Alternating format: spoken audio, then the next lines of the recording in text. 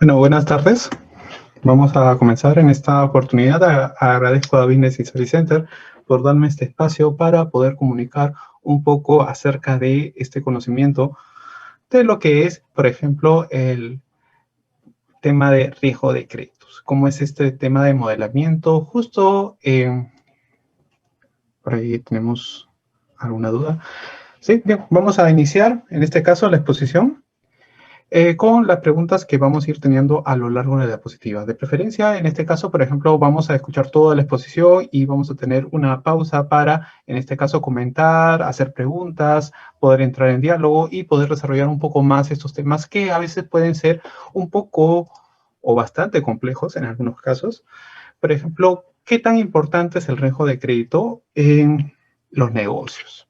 Primero, me voy a presentar. Yo soy Aldo Lezama, actualmente jefe de ciencia de datos en una empresa de telco, sí, pero mi carrera profesional, mi desarrollo profesional, no solo ha sido en lo que es telecomunicaciones, sino tengo también experiencia en lo que es el sector banca y las compañías, por ejemplo, de medios de pago. Bien, aquella persona interesada, por ejemplo, en desarrollarse en áreas de riesgo de crédito, tenga por seguro que una vez que ingresen, van a poder desarrollar una línea de carrera importantísimo. Es un trabajo bastante exigente, ¿sí? En donde se caracteriza por tener equipos bastante multidisciplinarios. Quiere decir, ingenieros, economistas, estadísticos, matemáticos, físicos, de la carrera de investigación operativa, también, por ejemplo, la carrera de computación científica. Sí, podemos interactuar con diversos tipos de profesionales y en este caso, eso está compuesto los científicos de datos. Los científicos de datos vienen de diversas carreras. Gracias a esta multidisciplinaridad que hay en estos equipos, finalmente se logran las sinergias requeridas para, en este caso, generar valor en las empresas. ¿Sí? Mucho se habla del científico de datos que puede hacer muchas cosas. ¿Sí? De manera teórica, se dice que el científico de datos tiene múltiples habilidades que debe estar desarrollándolas y sobre todo hablan del desarrollo e implementación de modelos del end-to-end. ¿Sí? Algo que es en realidad muy complejo. ¿Sí? Ser científico de datos, especializarse en analítica, es un trabajo muy complejo, que el solo hecho de ser científico de datos no quiere decir que te puedas adecuar fácilmente a cualquier industria, no, va a requerir en este caso tiempo, experiencia, un par de años para comprender el entorno actual. ¿Sí? Si somos rápidos y asimilamos de una manera global todo lo que hace una empresa, fácilmente podemos adecuar y obtener resultados exitosos para la organización. Pero es bien importante en este caso entender el rubro donde nos estamos manejando. ¿Sí? Eso, por parte de mi experiencia, lo he podido comprobar. Bien, vamos a comentar si, bueno, aquí tienen mi correo y mi LinkedIn, por si tienen alguna duda o pregunta posterior a lo que es esta presentación. Y vamos a continuar. A ver.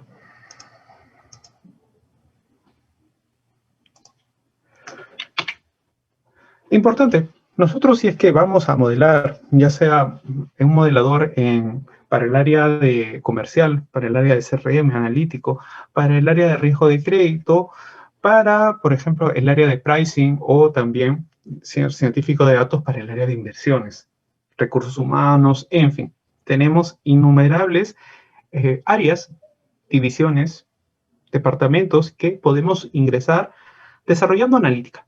Sin embargo, hay que, como primer paso, saber dentro de qué rubro estamos. ¿Sí? Mucho se habla de estos segmentos de mercados. Nosotros cuando entramos a trabajar podemos caer en alguno de estos tres segmentos. Primero, tenemos el segmento B2B. Acá, por ejemplo, es cuando el principal negocio de la empresa donde estamos es vender a otras empresas. ¿Sí? Tengan en consideración, por ejemplo, que este tipo de negocios se encarga de vender entre empresas. Por lo tanto, dependiendo qué tan grande sea la empresa, casi las ventas, las negociaciones, los acuerdos que se van a hacer entre diferentes productos y servicios que se estén negociando, casi va a ser uno a uno. ¿Sí? Por ejemplo, estamos hablando de corporaciones ¿no? Que negocian entre sí un producto o servicio en particular, ¿sí? Aquí podemos hablar de un tipo de industria en particular, por ejemplo, las farmacéuticas que les venden a las farmacias, por ejemplo, ¿no? Ese es un tipo de negocio B2B, ¿sí?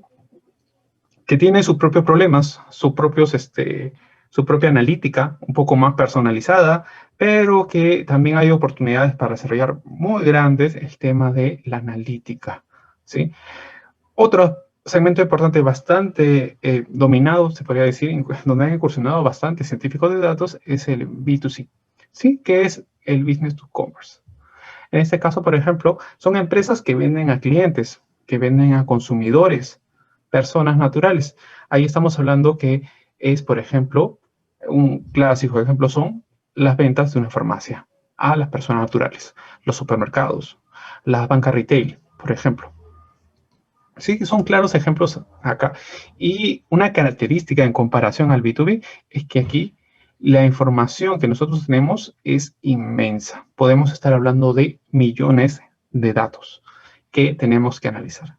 ¿Sí? Teniendo en cuenta estas características, ahorita que estamos repasando los segmentos de mercado, nos damos cuenta que, por ejemplo, ya en el grado de complejidad de la data se hace más profundo en este caso. ¿Sí? Porque aquí tenemos más información de los clientes. Una empresa, por ejemplo, de telecomunicaciones puede llegar a tener 5 millones de clientes. Imaginemos si registramos, por ejemplo, la información de las llamadas diarias que hacen estos clientes. Si basta que un cliente haga, en promedio podemos decir que haga una llamada diaria, en un mes tendríamos aproximadamente como 15 millones de registros del parque. Por ejemplo, si solo un cliente hiciera una llamada. Bien, 150 millones de registros, que es una plataforma para procesar datos, tendría que ser bastante inmensa. ¿Sí? Nosotros debemos saber en qué tipo de mercado estamos. Hay otro también es importante, es el business to government. ¿Sí? Por ejemplo, en las empresas que realizan carreteras, colegios, esas negocian directamente con quién, con el Estado. El Estado es su principal cliente, aquellos que le van a vender un producto o servicio. ¿Sí? Estos tres segmentos de mercado es importante conocerlos porque nos está diciendo más o menos la orientación a donde se dirige la empresa, cuál es su cliente principal. Hay empresas, ¿sí? Por ahí me dicen, profesor, mi empresa vende a diversos rubros, le vende a otras empresas, le vende a clientes y le vende a los gobiernos, por ejemplo. ¿Sí? En ese sentido, sí, hay empresas que tratan a... Un ratito. Hay empresas que tratan, por ejemplo, a múltiples segmentos del mercado. Sin embargo, cada empresa tiene su portafolio, su orientación principal siempre va dirigida a un segmento. ¿Por qué? Porque hay empresas ya que son especializadas. Por ejemplo, podemos pensar de repente en Financiera O. Financiera O es una empresa, es una financiera retail, ¿ok? Que lo que trata de es otorgar, por ejemplo, créditos a través de su tarjeta, por ejemplo, para personas que compren principalmente en lo que es su centro, su tienda por departamentos, que es Oesle, por ejemplo. ¿Sí? Igual podemos pensar de Ripley y podemos pensar de Saga. ¿Sí? Generalmente se orientan más a business to consumer. Si estamos pensando en una otra, por ejemplo, que se me viene a la mente, otra empresa financiera que se dedica a prestar a solo microfinanzas. Por ejemplo, tenemos a Credit Scotia Financiera o de repente Mi Banco, donde en este caso su orientación va a estar vinculada más a clientes de tipo microempresa o pequeña empresa. ¿Sí? Ahí estamos hablando que estamos en este tipo de segmento. Y Business to Government es muy fácil, todas las empresas, por ejemplo, que están dedicadas a vender a un producto o servicio al gobierno. Es importante, en este caso, saber en qué segmento estamos para saber cómo el riesgo de crédito impacta. ¿Sí? Aquí, por ejemplo, podemos decir que dependemos, en este caso, de los pagos que van a hacer los clientes, aquí las empresas y aquí el gobierno. Vamos a hablar y hacer énfasis en el riesgo crediticio en el banco. Después fácilmente podemos extrapolar el riesgo de crédito a a otros ejemplos, ¿sí? A otros sectores. Entendiendo un poco la industria financiera, aquí lo que yo estoy haciendo es un pequeño bosquejo de cómo se da este mecanismo de interacción entre los agentes superavitarios y deficitarios. Por ejemplo, por un lado tenemos los agentes superavitarios y por otro tenemos los deficitarios. Los superavitarios son aquellas personas que tienen excedente de dinero, ¿sí? Excedente de dinero quiere decir, en este caso, que a fin de mes tienen un ahorro importante y por lo tanto estos agentes superavitarios lo que buscan es tratar de colocar su dinero para obtener una rentabilidad. Esa rentabilidad puede ir a través de diversos productos. Un ratito. Vamos a ver acá. A ver, un momento. Bien, estos agentes superavitarios tratan de buscar, de maximizar su dinero a través de diversos productos financieros. Por ejemplo, hay unos que... Un ratito. Ya, continuemos, por ahí tenemos un ruido. Bien, en estos agentes superavitarios tratan de colocar su dinero y por lo tanto cuando colocan su dinero en estos productos financieros, que puede ser desde una cuenta de ahorros hasta un producto sofisticado más complejo, por ejemplo, derivados, acciones en fondos mutuos, entre otras cosas, ¿sí? En compensación, estos agentes reciben una tasa pasiva, que es una compensación por depositar su dinero en estas entidades financieras. Acá el banco tiene la obligación de pagar una tasa de interés por el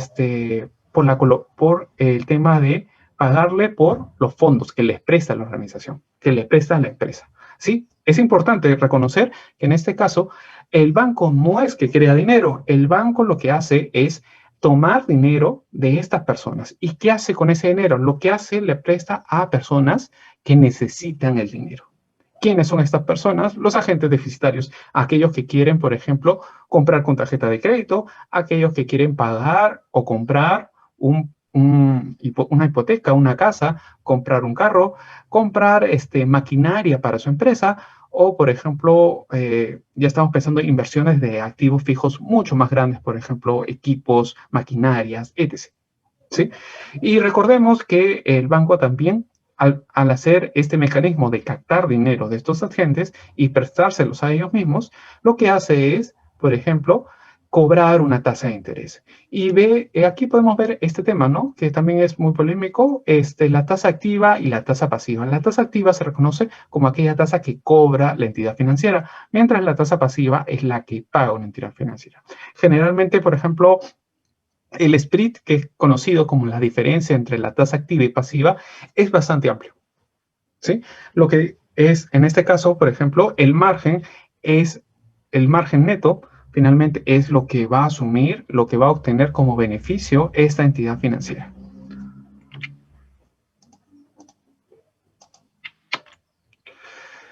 Debemos tener en cuenta cómo funciona, por ejemplo, el negocio del crédito en general, en cualquier entidad, ¿sí? Específicamente una entidad financiera. Vamos a, si no hay... Bien. ¿Cómo funciona el negocio del crédito acá? Vamos a imaginar, vamos a tener este mapa mental, por ejemplo, cómo una entidad financiera captura clientes, ¿sí? Por ejemplo, una entidad financiera está en una disyuntiva, por ejemplo, captar a clientes y ellos reconocen a dos tipos de clientes, básicamente. Los tenemos por el lado izquierdo a los no bancarizados y por el lado derecho tenemos a los bancarizados. Quiere decir, los no bancarizados son aquellas personas que no tienen ningún producto en el sistema financiero, no tienen un récord crediticio, un historial crediticio, por lo cual es bien difícil evaluar a esos clientes, ¿sí? Se denota de otro color porque acá en este terreno, casi las entidades financieras, las bancas, compiten muy poco. ¿Por qué? Porque si bien no compiten muchas entidades financieras, estas, por ejemplo, los no bancarizados, tienden a ser un segmento mucho más riesgoso, ya que el comportamiento de crédito no ha sido revelado, ¿sí? Por otro lado, tenemos acá y podemos ver un flujo rojo. Flujo rojo denota en este caso la alta competencia que hay para adquirir, por ejemplo, los clientes bancarizados. Ahí, por ejemplo, estamos hablando que todas las entidades tratan, en este caso, de capturar a los clientes bancarizados, pero no solo a todos los clientes del sistema financiero, sino a los mejores. Por lo tanto, hay una fuerte competencia por adquirir clientes, ¿sí?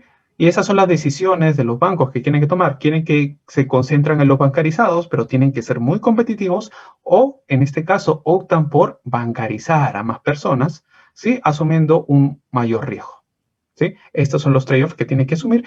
Y, por ejemplo, de los bancarizados, cómo es este ciclo de vida? ¿Sí? Hay algunos, por ejemplo, de estos clientes que capturan la organización a través de su proceso de adquisición, que estos clientes van a caer algunos en default y otros en no default, ¿sí? Los default, aquí hay un área de seguimiento que se encarga de supervisar quiénes son los clientes que están, por ejemplo, en este caso, incumpliendo con sus créditos y quiénes, por ejemplo, están al día.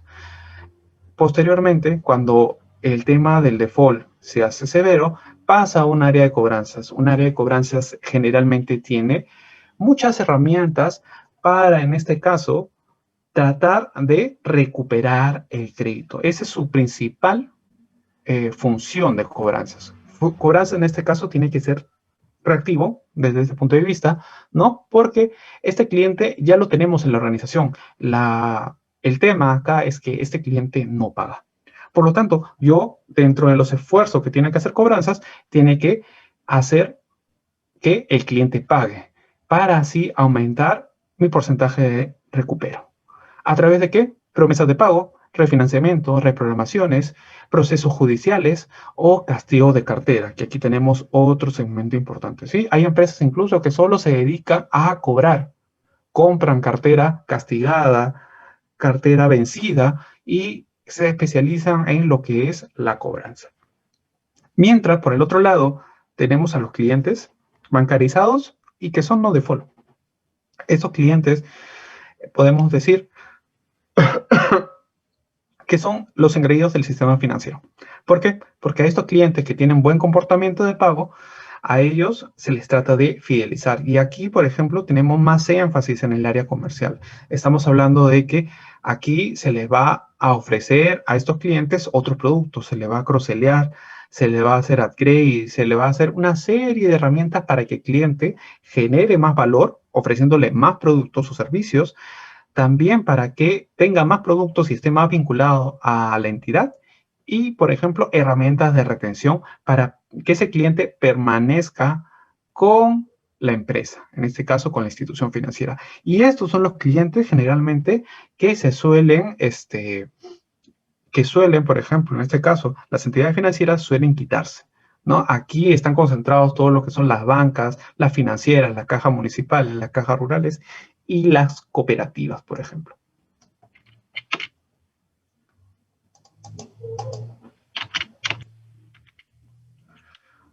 Bien.